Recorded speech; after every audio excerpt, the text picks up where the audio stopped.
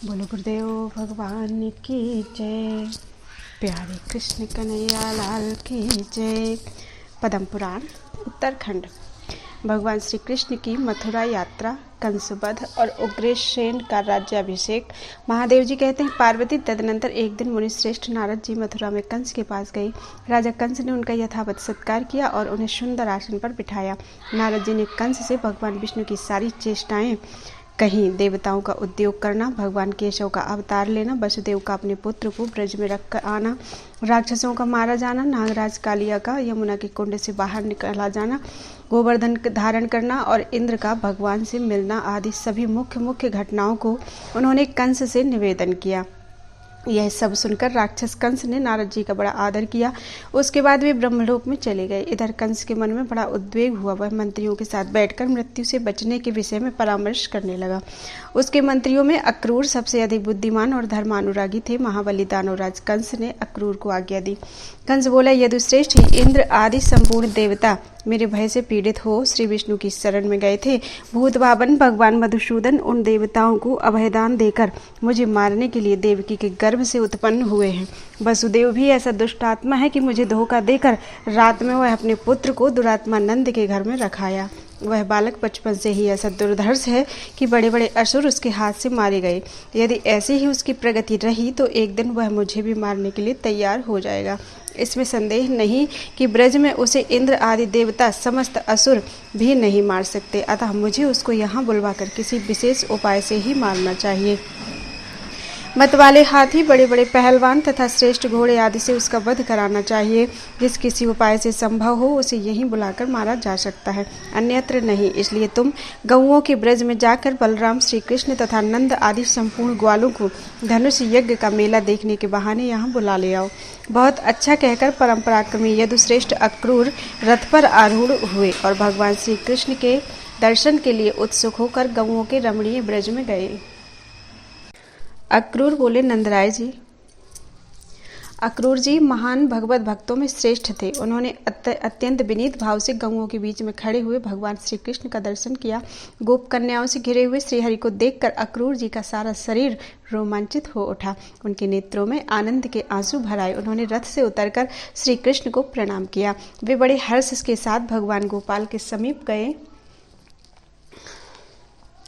और वज्र तथा चक्र आदि चिन्हों से सुशोभित लाल कमल सदृश उनके मनोहर चरणों में मस्तक रखकर उन्होंने बारंबार नमस्कार किया।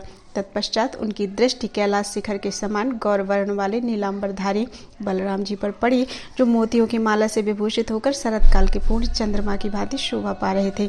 अक्रूर जी ने उनको भी प्रणाम किया। दोनों वीर बलराम और श्री कृष्ण ने भी बड़े हर्ष के साथ उठकर यदुश्रेष्ठ अक्रूर का पूजन किया और उनको साथ लेकर वे दोनों भाई घर पर आए। यदुश्रेष्ठ अक्रूर को आया देख महातेजस्वी नंद गोप ने निकट जाकर उन्हें श्रेष्ठ आसन पर बिठाया और बड़ी प्रसन्नता के साथ विधि पूर्वक अर्घपाद्य वस्त्र तथा दिव्य आभूषण आदि निवेदन करके भक्तिभाव से उनका पूजन किया। अक्रूर जी ने भी बलराम, श्री कृष्ण, नंद जी तथा यशोदा को वस्त्र और आभूषण भेंट किए।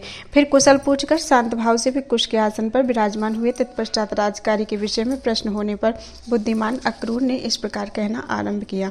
अक्रूर बोले, नंदराय जी, ये महातेजस्वी श्री कृष्ण साक्षात अविनाशी भगवान नारायण हैं।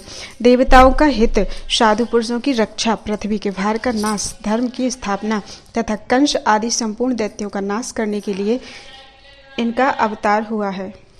उक्त कार्यों के लिए समस्त देवताओं तथा महात्मा मुनियों ने इनसे प्रार्थना की थी।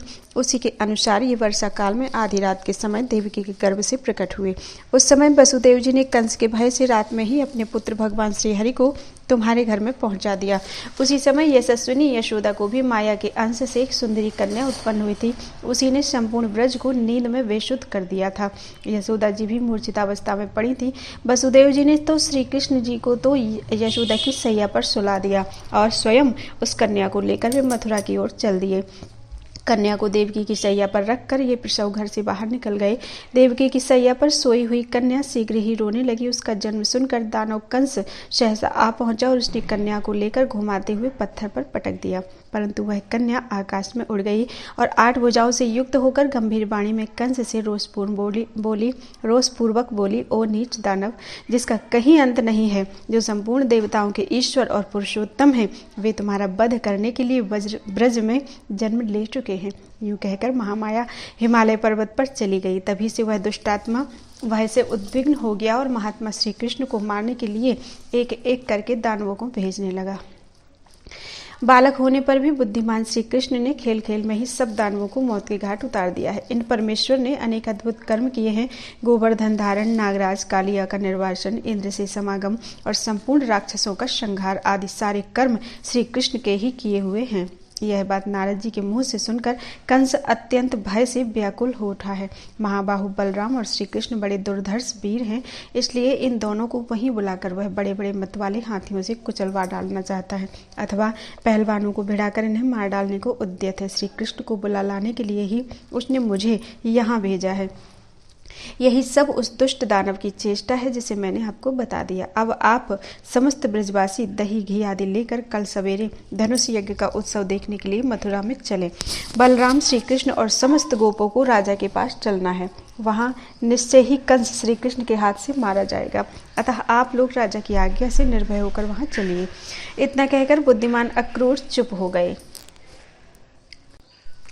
उनकी बातें बड़ी ही भयंकर और रोंगटे खड़े कर देने वाली थी। उन्हें सुनकर नंद आदि समस्त बड़े बूढ़े गोप भय से व्याकुल होकर दुख के महान समुद्र में डूब गए। उस समय कमल नयन भगवान श्री कृष्ण ने उन सबको आश्वासन देकर कहा, आप लोग भय ना करें, मैं दुरात्मा कंस का विनाश करने के लिए भैया बलराम जी तथा आप लोगों के साथ मथुरा चलूंगा। वहां दानवराज दुरात्मा कंस को और उसके साथ रहने वाले समस्त राक्षसों को मारकर इस पृथ्वी की रक्षा करूंगा, अतः आप लोग शोक छोड़कर मथुरापुरी को चलिए। श्रीहरि के ऐसा कहने पर नंद आदि गोपों ने बारंबार छाती से लगाकर उनका मस्तक सूंघा। उन महात्मा के अलौकिक कर्मों पर विचार करके तथा अक्रूर जी की बातों को सुनकर उन सब की चिंता दूर हो गई। तत्पश्चात यशोदा ने अक्रूर को दही, दूध, घी आदि से युक्त भांति भांति की पवित्र, स्वादिष्ट, मधुर और रुचिकर पकवान परोसकर भोजन कराया।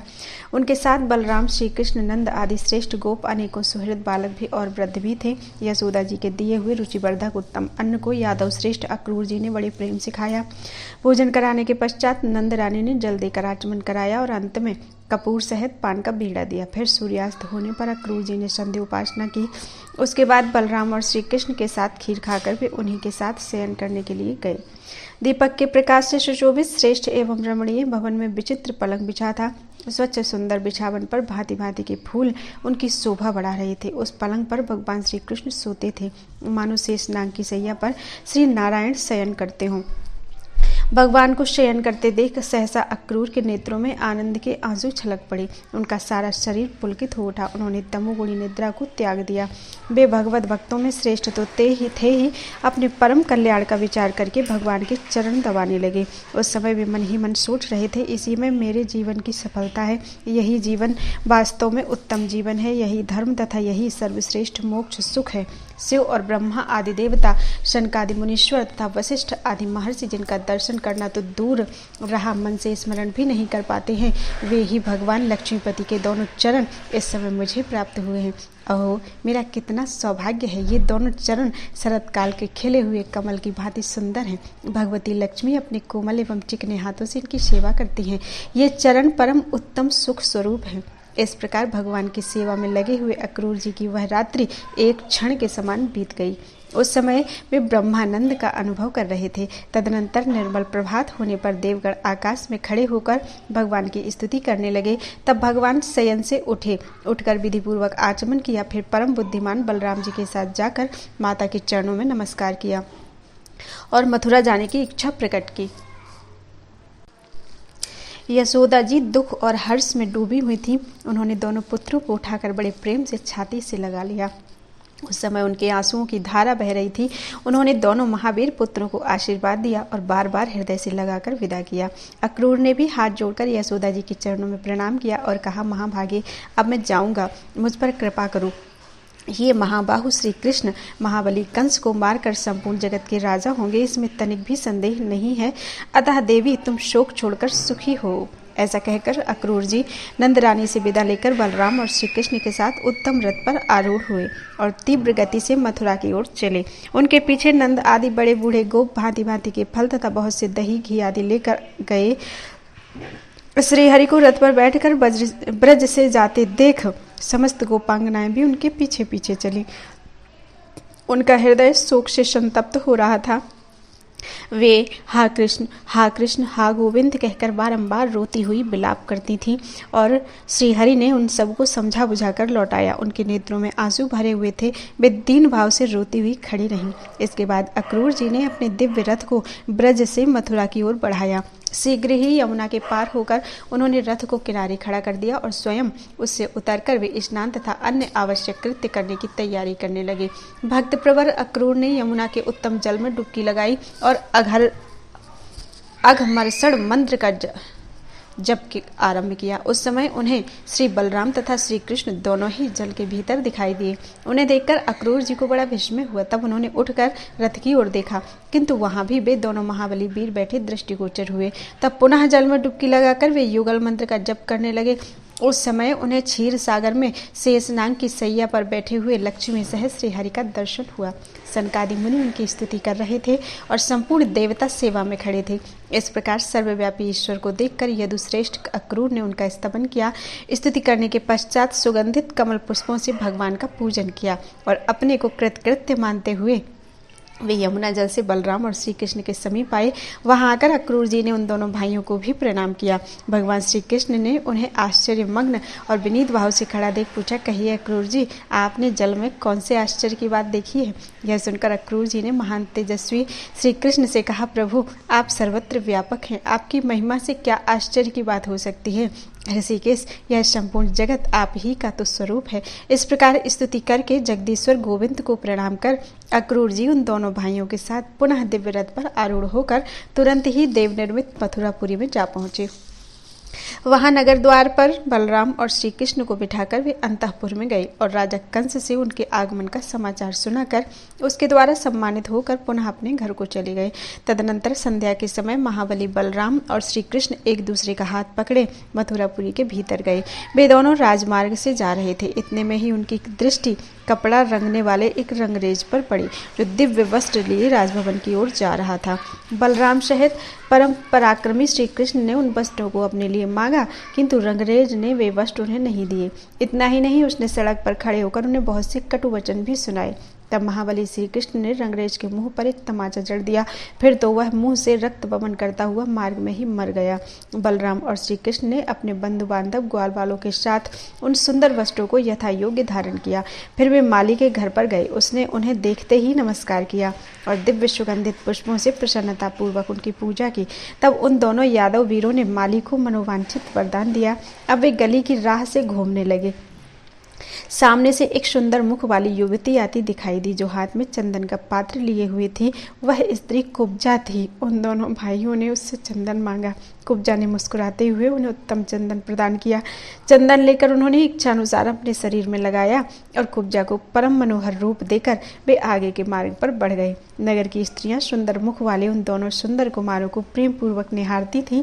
इस प्रकार वे अपने अनुयायियों सहित यज्ञशाला में पहुंचे। वहां दिव्य धनुष रखा था, उसकी पूजा की गई थी। भगवान मधुसूदन ने देखते ही उस धनुष को उठा लिया और खेल खेल में ही उसे तोड़ डाला। धनुष टूटने की आवाज सुनकर कंस अत्यंत व्याकुल हो उठा और उसने चाणूर आदि मुख्य मुख्य मल्लों को बुलाकर मंत्रियों को सलाह लेकर चाणूर से कहा, देखो सब दैत्यों का विनाश करने वाले बलराम और श्री कृष्ण आ पहुंचे हैं। कल सवेरे मल्ल युद्ध करके इन दोनों को बेखटके मार डालो। इन दोनों को अपने बल पर बड़ा घमंड है। मत वाले हाथियों को भिड़ाकर अथवा बड़े बड़े पहलवानों को लगाकर जिस किसी उपाय से भी हो सके इन दोनों को यत्नपूर्वक मार डालना चाहिए। इस प्रकार आदेश देकर राजा कंस भाई और मंत्रियों के साथ शीघ्र ही सुंदर राजभवन की छत पर चढ़ गया। नीचे रहने में उसे भय लग रहा था।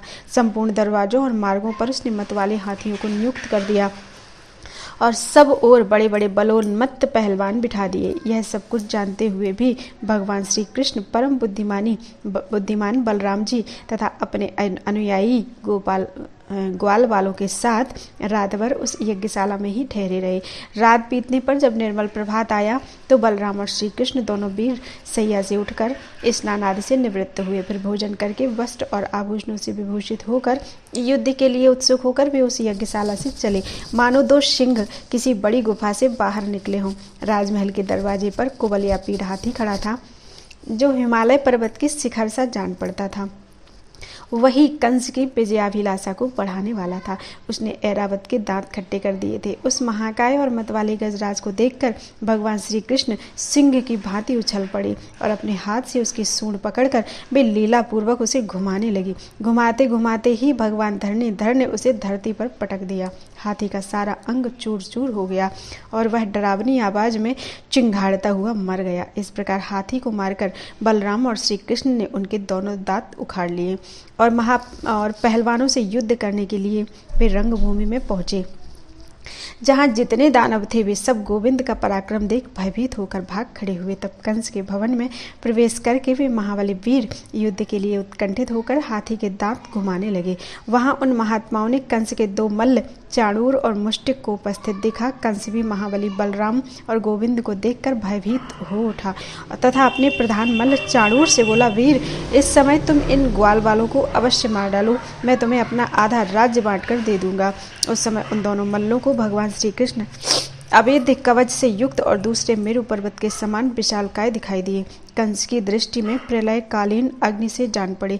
स्त्रियों को साक्षात कामदेव प्रतीत हुए। माता पिता ने उन्हें नन्हे नन्हे शिशु के रूप में ही देखा। देवताओं की दृष्टि में वे साक्षात श्रीहरि थे और ग्वालवाल उन्हें अपना प्यारा सखा ही समझते थे। इस प्रकार उन सर्वव्यापक भगवान विष्णु को वहाँ के लोगों ने अपने अपने भाव के अनुसार अनेकों रूप में देखा। वसुदेव, अक्रूर और परम बुद्धिमान नंद दूसरे कोठे पर चढ़कर वहाँ का महान युद्ध देख रहे थे। देवकी अंतःपुर की स्त्रियों के साथ बैठकर बेटे का मुंह निहार रही थी। उस समय उसके नेत्रों में आंसू भर आए थे। स्त्रियों ने उन्हें बहुत समझाया और आश्वासन दिया, तब वे किसी दूसरे भवन में चली गईं। तदनंतर विमान पर बैठे हुए देवता आकाश में जय जयकार करते हुए कमल नयन भगवान अच्युत की स्तुति करने लगे। वे जोर जोर से कहते थे, भगवान कंस का वध कीजिए। इसी समय रंगभूमि में तुरही आदि बाजे बज उठे। कंस के दोनों महामल्लों और महाबली श्री कृष्ण एवं बलराम में भिड़ंत हो गई। चाणूर के साथ भगवान श्री कृष्ण और मुष्टिक के साथ बलराम जी भिड़ गए। नीलगिरी तथा श्वेतगिरी के समान कांति वाले दोनों महात्मा मल्ल युद्ध की रीति नीति के अनुसार लड़ने लगे। वे एक दूसरे को कभी मुक्कों से मारते और कभी ताल ठोकते थे। उनमें बड़ा भयंकर संग्राम हुआ जो देवताओं को भी भयभीत करने वाला था। भगवान श्री कृष्ण ने चाणूर के साथ बहुत देर तक खेल करके उसके शरीर को रगड़ डाला और फिर लीलापूर्वक पृथ्वी पर दे मारा। देवताओं और दानवों को भी दुख देने वाला वह महामल्ल बहुत रक्त वमन करते हुए पृथ्वी पर गिरा और मर गया। इसी प्रकार पराक्रमी बलराम जी भी मुष्टिक के साथ देर तक लड़ते रहे। अंत में उन्होंने उसकी छाती में कई मुक्के जड़ दिए। इससे उसकी हड्डियां चूर चूर हो गईं और स्नायुबंधन टूट गया। फिर तो वह भी प्राणहीन होकर पृथ्वी पर गिर पड़ा। उन दोनों भाइयों का यह पराक्रम देखकर बाकी सारे पहलवान भाग गए। यह देखकर कंस को बड़ा भय हुआ। वह वेदना से व्याकुल हो उठा। इसी बीच में दुर्धर्ष वीर बलराम और श्री कृष्ण कंस के ऊंचे महल पर चढ़ गए। फिर भगवान श्री कृष्ण ने कंस के मस्तक में थप्पड़ मारकर उसे छत से नीचे गिरा दिया। पृथ्वी पर गिरते ही उसका सारा अंग छिन्न भिन्न हो गया और वह प्राणों से हाथ धो बैठा। फिर श्रेष्ठ बालकों के द्वारा कंस का अर्ध दैहिक संस्कार कराया। श्री कृष्ण के द्वारा कंस के मारे जाने पर महाबली बलराम जी ने भी कंस के छोटे भाई सुनामा को मुक्के से ही मार डाला और उसे उठाकर धरती पर फेंक दिया। इस प्रकार श्री कृष्ण और बलराम जी भाई सहित दुरात्मा कंस को मारकर अपने माता पिता के समीप आए और बड़ी भक्ति के साथ उन्होंने उनके चरणों में प्रणाम किया। देवकी और वसुदेव बड़े प्रेम से उन दोनों को बार बार छाती से लगाया और पुत्र स्नेह से द्रवित होकर उन्होंने मस्तक सूंघा। देवकी के दोनों स्तनों से उनके ऊपर दूध की वृष्टि होने लगी। तत्पश्चात बलराम और श्री कृष्ण माता पिता को आश्वासन देकर बाहर आए। इसी समय आकाश में देवताओं की दुंदुभियां बज उठी। देवेश्वर गण फूलों की वर्षा करने लगे तथा मरुद गणों के साथ श्री जनार्दन को नमस्कार और उनकी स्तुति करके हर्षमग्न होकर अपने अपने लोक को चले गए। तत्पश्चात भगवान श्री कृष्ण ने बलराम जी के साथ जाकर नंदराय जी तथा अन्य बड़े बूढ़े गोपों को नमस्कार किया। धर्मात्मा नंद ने बड़े स्नेह से उन दोनों को गले लगा लिया। फिर भगवान जनार्दन ने उन सबको बहुत से रत्न और धन भेंट किए। नाना प्रकार के वस्त्र आभूषण तथा प्रचुर धन धान्य देकर उन सबका पूजन किया। इस प्रकार श्री कृष्ण के विदा करने पर नंद आदि गोप हर्ष और शोक में डूबे हुए वहां से ब्रज में लौट गए। इसके बाद बलराम और श्री कृष्ण ने अपने नाना उग्रसेन जी के पास जाकर उन्हें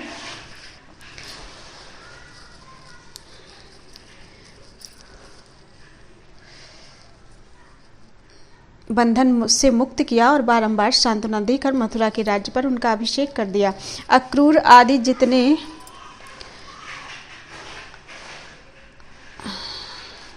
श्रेष्ठ यदुवंशी थे उन सबको राज्य में विशेष पद पर स्थापित किया और उग्रसेन को राजा बनाकर परम धर्मात्मा भगवान वासुदेव धर्मपूर्वक इस पृथ्वी का पालन करने लगे। बोलो वृंदावन बिहारी लाल की जय।